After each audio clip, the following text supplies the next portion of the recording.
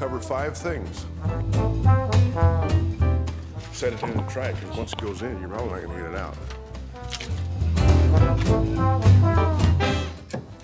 It's sat down inside like that, and then these pieces notched over everything. All kinds of little pieces cobbled in, and they were getting pretty bad. Luckily, that didn't spread to the Carlins, so dodged a bullet there. A Carlin refers to a structural member that runs fore and aft.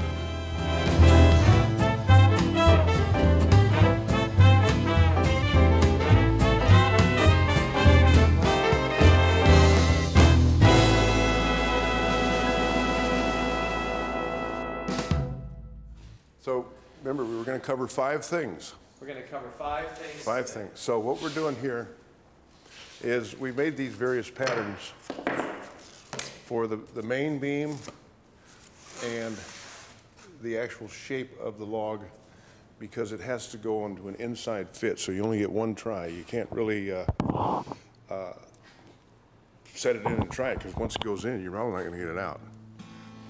So we've had to split the log in 3 pieces. The one that you saw that I sent you the video of, we were shaping. Okay, we're going to put that there. Yeah, and so this is our shaped piece that we've split for a total of 3 times. This is the bottom piece. This is a sample piece of the old log, and so you can see this dimension here is just about right. So when we glue this together, it's going to take the shape, and then we have these lines that are marked on the mold are the exact lines of the cutoff. You can't see them right now, but when we pull this off, you see this line here? That's the angle which we have to cut the beam at, the log we call this. Once this is glued together, then we take our little hollow plane again and finish this shape back to what it was. So we're going to put wax paper on this, glue this up, these 2 pieces, let it sit overnight, and then tomorrow we can extend this jig for making our other deck beams. Now the main deck beam can't be done on this jig because it has to fit inside the shelf and underneath the decking. So it has to be made in 5 pieces. Well, I call it a log because any piece on a boat that's not a beam or a frame or a batten or a plank, that's kind of a chunk, is usually referred to as a log. This, when it's in, all you're going to see of this is this little tiny cove piece here out in the cockpit, where the cockpit joins the cabin back. But it's actually quite an elaborate piece. It sits in here on top of the beam, and the cabin back sits on top of this, is glued and bolted with some 8-inch long, 1/4-inch bolts, and so is the beam. So what you're holding there is the old beam and the old piece that we have to, we have to remake that whole piece. And how many different pieces is it going to take? Well, this will be made out of 3. Okay. We could have cut it and sawn it with a bandsaw and made it out of one single large piece of wood, but that would have taken a very large piece of wood and really increased the labor amount for no real gain. So by laminating it, it's going to be much easier to install, and it'll be stronger. And the same is true of the beam. We can't just make a deck beam and put it in, because it won't go. It has to go in at an angle and slide over this way to get in on top of the shelf. You'll see it when we get up on the boat. It's how we did the other beam that's already in. So that one we laminated in place by building a form using the old deck beams. And the main beam, which is the beam that supports the back of the cabin, is going to be made out of 5 pieces.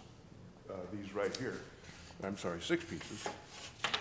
These 4 will be laminated. They have to slide on top of the beam shelf at an angle like this, and then they're clamped up to the proper curve of the back of the cabin. And then by then the log will be in, and the last thing to go in will be these pieces, which will end and begin again. They're notched to fit around the Carlins and so forth. So they will fill the space between the beam here and the log. And then everything, eventually, once the glue sets, then we'll come in and we'll run our long bolts through everything. It's quite a process getting this beam in. If the shear plank was off, you still couldn't do it. You'd have to have the covering board off, the bulwarks off. You just couldn't do it. There's no room. The beam that we've done so far is just a somewhat miniature version of what's going to happen with the main beam up here. It's 6, this one's 5. That one's going to be 6 for a couple other reasons. It's thicker.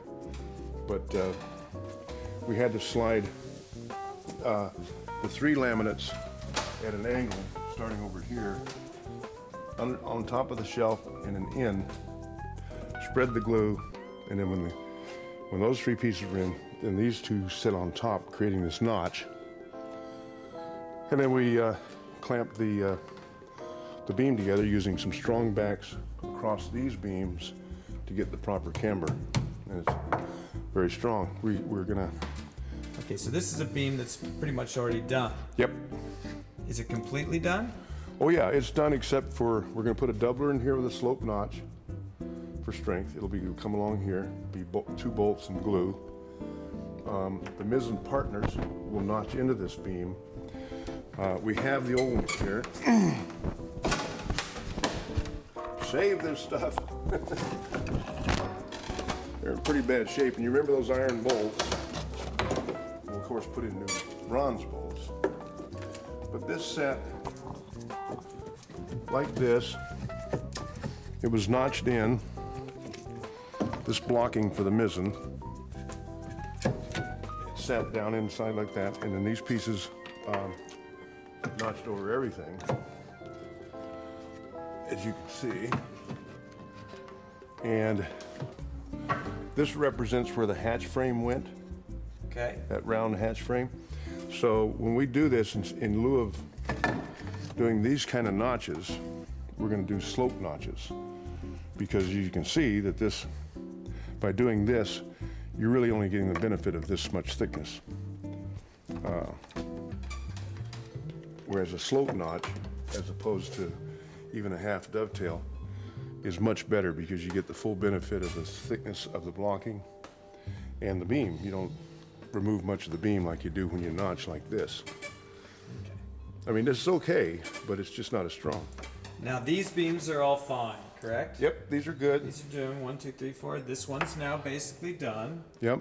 Okay, so we were working on the one downstairs was this one under the hatch. I mean, under the cabin, right? Right, that's what's called one of the main beams, and that's called that because it goes completely across the boat, and it supports the cabin and the cockpit and so forth. This beam here was rotted out on the outboard ends, and it's going to be pretty much impossible to get that beam in one piece. You just can't do it. There's no room.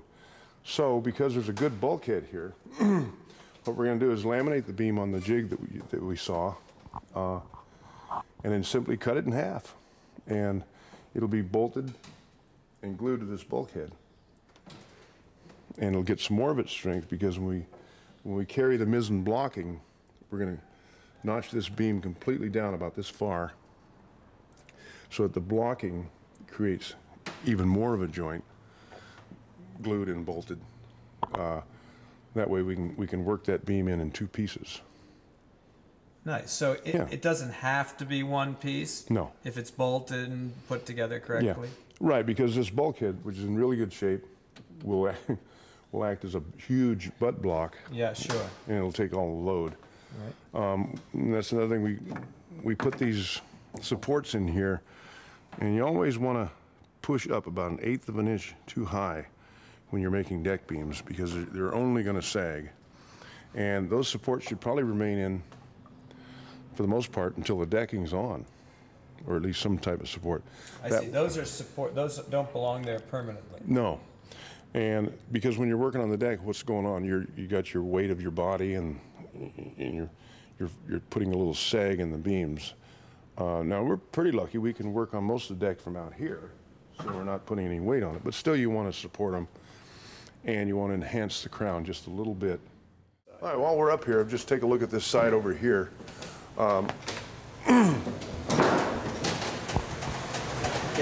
You're getting it nicely cleaned out for the most part. Well, yeah, one of the concerns whenever you're doing decks is what's underneath. Okay. In other words, we were lucky that most of the deck beams thus far are in really pretty good shape, except for these and the main beam up here. Also, you worry about the carlins. That's these pieces that run along below the combing. We were able to get the real nice winch pad arrangement. We were able to break that glue loose. Right. In one piece, so we can reinstall that. We're going to leave this glue on here for now. You didn't want to take this piece off. We really don't want to take that off, only I because... thought you said you had to do that to get these, get the deck around some of that stuff. Well, the concern is these bolts. Yeah.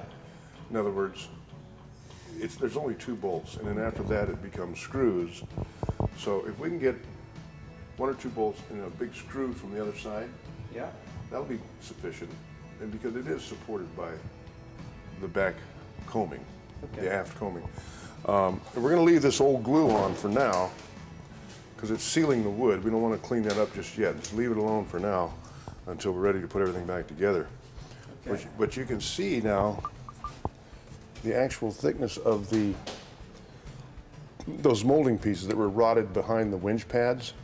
There was all kinds of little pieces cobbled in and they were getting pretty bad. Luckily that didn't spread to the carlins, so dodged a bullet there. Yeah, this looks all good, right? Yep, that'll clean up nicely, and it won't take too long to scrape and sand these beams real quick and get a coat of gray paint from here back. Everything's gray, and then from here forward it's white. The biggest problem we're having isn't putting the boat back together, it's taking it apart, because this 3M 5200 they use is a very good adhesive. The problem with it is when you glue wood to wood, it creates a moisture trap, and that can actually cause rot because the moisture can't escape through condensation and so forth, evaporation. Also, when you start to take it apart, it tears both pieces of wood. The old one you want to get out, and the good one you want to leave in the boat. So we're having to go inch by inch with a heat gun and a scraper to melt that 5200 and clean it as best we can without tearing up the old wood that we're going to keep. These are the starboard winch pad assemblies, we'll call them, and they screwed and glued to the cockpit sides. We were able to break the glue loose with minimal damage, so they'll glue right back up. And they're nice pieces, so we just have to get the port side off. Mainly because the deck, when it was replaced, it looked like it butted to some old material under here. And Was that the case once you pulled it up? yeah, that was, and the same is true, I believe, of the lazarette hatch, the little round hatch. So we get these off, and then we can run our new decking wherever we want, and then put these back down on top of the new decking, so you don't have pieces butted in there. And for the most part, these appear to be in good shape. We do want to change this configuration and probably drop that straight down and get rid of this little rabbit. Or Take the deck right all the way to that? well, this isn't part of the deck. This is a piece that in some places was added. In other words, the plywood came into here and butted, and then the teak went over it, creating kind of like a little double rabbit, which is a good idea. It's just that it's a very small amount of material here to grab at the plywood. And so, as we go, we're having to... So what is this, what are you Scrape. calling this? Carlin repairs? Yeah, carlin is any beam that runs fore and aft. Right. These are deck beams, and of course you have the hull frames. So a carlin refers to as a structural member that runs fore and aft. It is a beam, but it's not called that. That's what we're talking about here. Yeah, now this particular boat, interestingly enough, doesn't actually have a carlin for the house. It just sits down on this very thin It's more than a batten, but it's not a log or a carnon. It's lightly built. Speed, not comfort, sort of thing.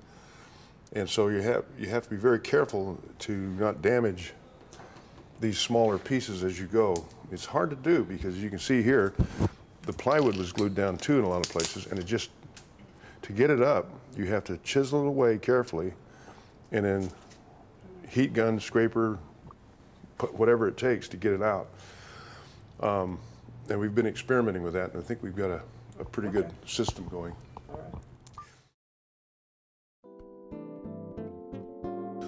The reason we took these caps off is because we had to get in here to get to some of the bolts and fasteners in the beam.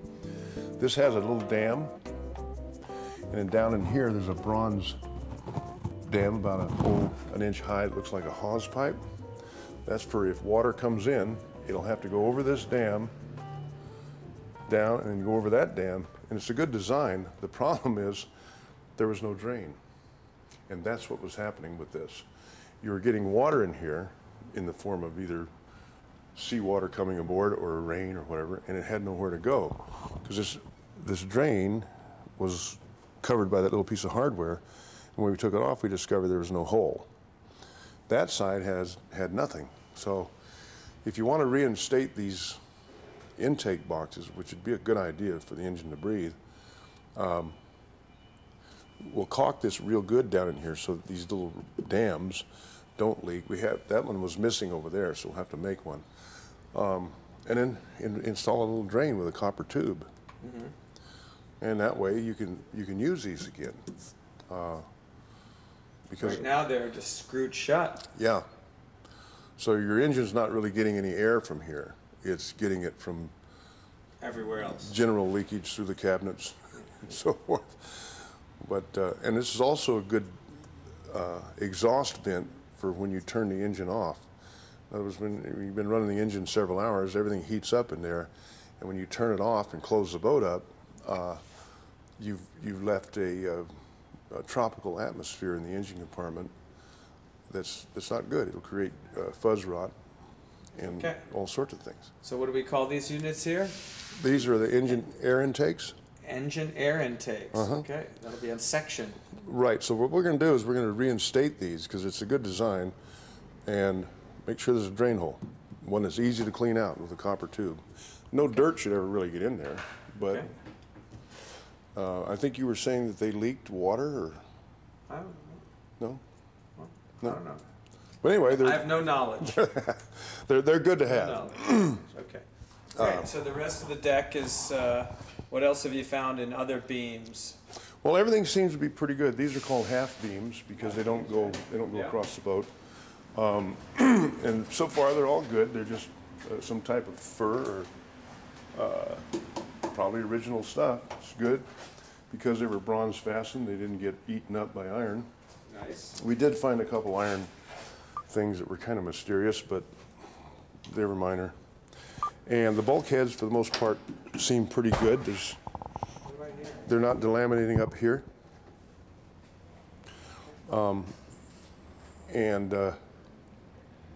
As you can see, there's a lot of old plumbing and wiring that we can now get rid of. Get Dave up here. Get rid of it. Yeah. That's what Charles said. Let's replace the wiring while you're up here. Oh yeah, because it's just a hodgepodge of every imaginable gauge and description, and it's just running haphazard throughout the ship. Anyway, not much new up here, other than to say that when we get ready to tear this off, we're going to, of course, have to pull the windlass off. Now, this windlass, are you really in love with it? Yeah. Okay, good. Its location is not good, only because here on the West Coast, you're going to need at least 50 to 100 feet of chain for anchoring, because the anchorages here are deep and oftentimes they're rocky bottom, sand with some rock mix, so you got to use chain here. Right, and Charles's concern was if we put too much chain up front, we're going to get such weight in the front that we're going to start getting some issues in big seas and things like that. Well, yeah, you want to keep the ends light so the boat doesn't hobby horse. Right. And So maybe it's a good location, we just have to figure out how to make a chain bin farther back, farther aft. Yeah, the problem is that this would drop down in the middle of the V-berth. Yes. So my thinking was, we have a pretty good beam here with a basically a bulkhead. And if we were to move the windlass forward, we could enhance this with some heavier blocking beneath the windlass. And then the rope and chain could essentially fall straight down into a tube, which we could run down here below the V-berth, which would bring the pretty much the total weight of the chain within the limits of the water line and below water line, and Okay. about 8 or 9 feet from the stem, 10 feet, which would be sufficient. And you said the boat sits a little low in the stern when it's in the slip? Yeah. Okay, so if we do that, you'll have the correct amount of chain for the West Coast type of anchoring, and that little added weight might actually be helpful up here. Well, you have to take it off. So once you take it off, let's just see what it looks like up here.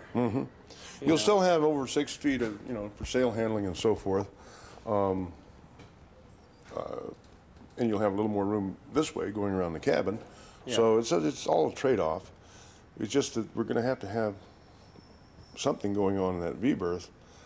Even if we do a removable PVC type tube that can be set aside to crawl up in here, for instance. You don't need to be up in here very much. This four-peak locker is always a bad place for storage anyway, but it's a good place to store, fenders and line and lightweight stuff, maybe a spare sail or two. Other than that, there's no reason to be up here. So this is all, the deck is what it is. It's pretty generic from the bow all the way back. Down in here is where you usually get the problem, because the way the boat sits in the slip or whatever, and the water that runs off the cabin and so forth can sit in areas that aren't exactly flush, or they're too low. As we saw over there, there were some dips in the deck. And as I said, we're going to try our darndest not to pull these off, because they're connected to so much stuff that would create another project. Now, we had to special order these very long bolts. These are the ones that are going to hold the cabin back to through the log and the beam. Well, we're going to need more too in other places, of course, but we're lucky to have a supplier like Fasco. It's a day or two to get them, which isn't bad, depending on the quantity, and of course length is always an issue. So, gonna go up here. You got the mic? Yeah. This move you have to learn. Once learned, not a problem. This is where all this business we've been talking about took place, right here. It was really rotten right in the center and in these corners, both the beam and the log. And the bolts that we talked about go through here. So the beam is now gone. Gone. The beam is gone. And any danger of the boat falling apart? No, we put this 4x4 support Okay. so that the cabin didn't move. We went down to the floor timber with it. Okay. And so you can step on this. This is plenty strong. And much like the smaller supports we did back aft, just to keep stuff from moving. It probably wasn't necessary. Just hold that mic up a little bit. How about this? There you go. It probably wasn't necessary, but you do it anyway. Okay. Okay, so you want... Anyway, this is where all the trouble was. The log we saw fits this curve, comes down to here, and the beam comes across here, all the way into the shelf over here. So that beam is gone. It's gone. Now, in getting this out, there was 2 bolts. One that came down through the covering board, margin board, whatever you want to call it, and another that went through the shear clamp. It's a very long bolt here. We were able to get those out, and so we will just install a new bolt here that goes through the covering board, through the outboard edge, ends of the beam, and down through the shelf. Then another bolt will go through the clamp in the original hole, through everything and back up through here. So digging those out was exciting, and there was lots of 5200 in there. But you just punch those out? Just punched them out. Well, no, we had to cut them off with a Sawzall. Okay. And in the case of the one that goes through the shear clamp, we had to use a slide hammer to pull it out. But luckily, there's enough room to get a long drill bit back up to use the same hole again. So anyway, the log goes to here and stops. And you can see with this curve. So you see the log sits on top of the beam? Yes, and it sits and here. Makes up that gap. Right, and it forms that little curved piece outside. Looks like molding, but isn't.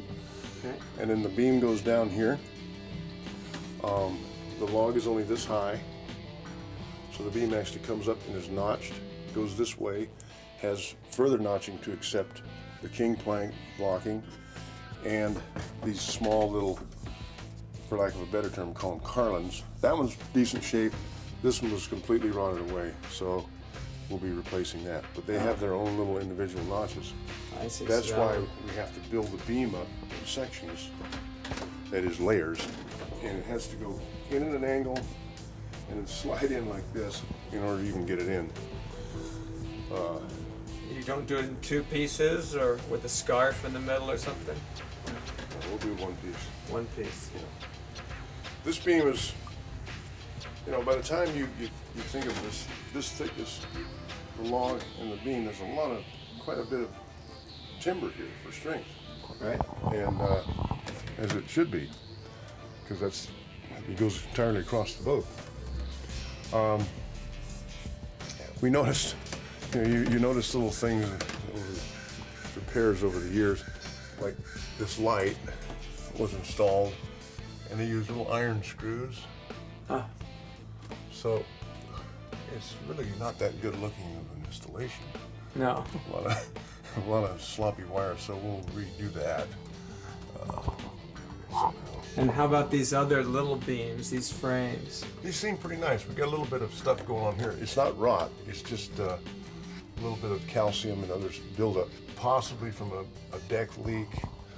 And when I say a leak, real minor one, the ones you don't see, and water sat in there, but it's not soft. So we'll clean that up and seal it with some Smith's epoxy, Okay. Penetrating epoxy.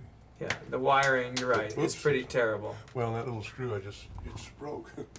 So. Iron instead of brass. Yeah, that's really mysterious, but that's what they did. This knee, which goes from here, notches around everything, and comes out onto the deck beam, Yeah. is there because it's between these two bulkheads. It's there to help support the hull from doing this because of your main rigging is right here. Now, this knee's in pretty good shape, but you see the rust? Okay. So what we're gonna do, part of this whole process, while you got it apart, is we're gonna take this knee out and have it bead blasted, both sides. And we're gonna paint it up with some really good stuff, put in new bolts, and bed it back in to these various members with some dolphinite so that it's sealed up for a long time. It's starting to go, see it, the iron? Yeah. So now's the time to do it. We got the deck off, we're gonna have the hull planking out of the way, we can get all these new bolts in, and we'll just simply service that knee. Great. So it's just one of those little things. It's Obviously the straps are pretty new. yeah, they're recent. I don't know, I'm not sure about that. They look good. Oops. The bolts are mighty long. We're gonna have to cut them off because, well, we talked about the ceiling planks we want to put in as opposed to plywood. It'll look better, and of course you get the benefit of the ventilation. So we'll have to fur these frames out to this dimension. Oh, to get them on. Yeah, so the ceiling planks will lay nicely on the frames. And that's another reason we're gonna have to cut these bolts shorter. And we gotta take them out anyway to get the planking on. So we'll just get shorter bolts rather than sitting there with a Sawzall cutting them one by one. Well, you see these dark stains? Yeah. Some of that's mold and mildew, and that's from lack of ventilation because of those plywood panels.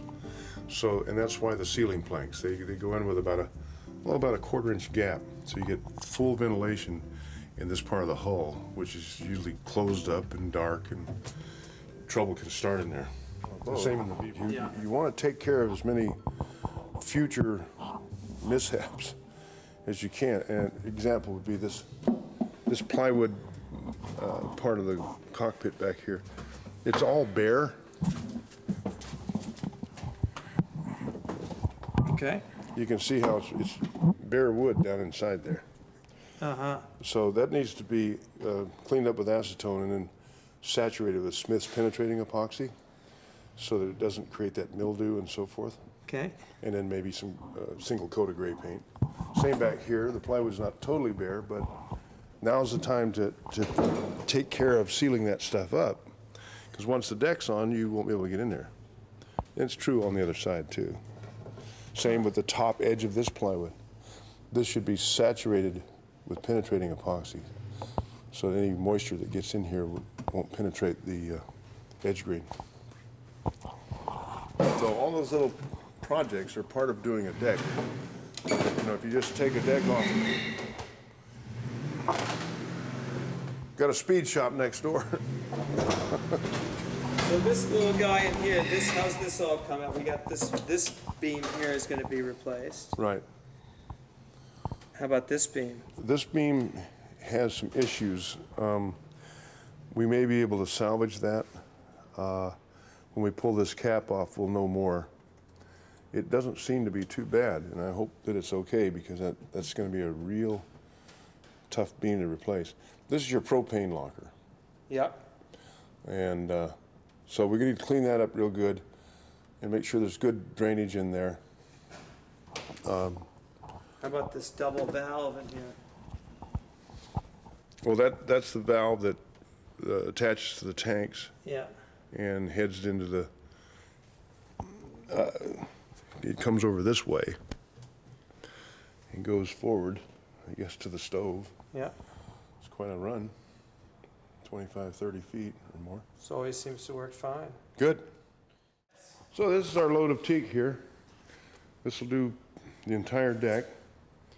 I'm fortunate to have a good friend up in Washington State who supplies most of our lumber. And he's a shipwright, so when I call him and tell him what I'm making, he knows what grain structure I'm talking about.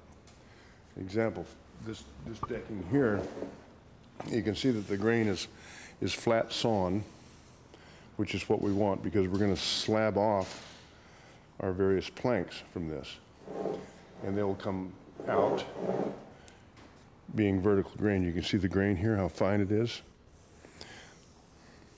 That's what you want in decking. You don't want the flat grain facing the sky. You want the vertical grain.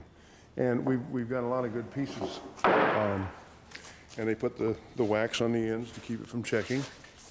So it's a very nice load of teak. Very good.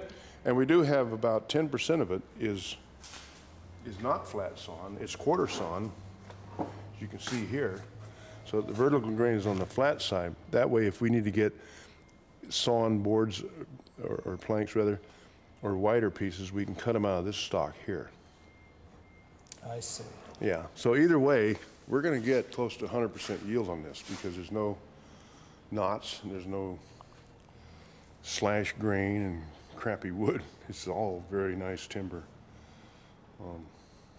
As I say, I think it's the best load I've ever got in 40 years.